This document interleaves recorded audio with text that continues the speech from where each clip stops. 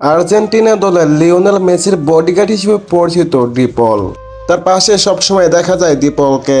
আজ গ্রুপ পর্বের দ্বিতীয় ম্যাচে চিলের বিপক্ষে মাঠে নেমেছে আর্জেন্টিনা। আর এই ম্যাচে মেসিকে ফাউল করা চরমভাবে প্রতিশোধ নিয়েছেন ডিপল।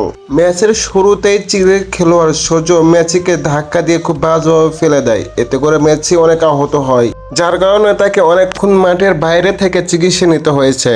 এই ঘটনা পাশ কাটিয়ে যেতে পারেনি ডিপলের। ম্যাচের এক পর্যায়ে সেই সজকে গুরুতরভাবে ফাউল করেন ডিপল। ডিপলের এমন ফাউলের শিকার হয়ে লম্বা সময় মাঠে পড়েছিলেন চিলের এই ফুটবলার। আর সেই সময় কমেন্ট বক্স থেকে বলছিল মেসিকে ফাউল করে যে অ্যাকশন নিয়েছিলেন সেটারই প্রতিশোধ নিল ডিপল। ডিপলের এমন ফাউলের শিকার হয়ে লম্বা সময় মাঠে পড়ে চিকিৎসা নিতে হয়েছে চিলের এই ফুটবলারের। মেসির কোনো রকম সমস্যা হলেই সেখানে দেখা যায় ডিপলকে। তাই তো ডিপল মেসির বডিগার্ড হিসেবে পরিচিত রয়েছে।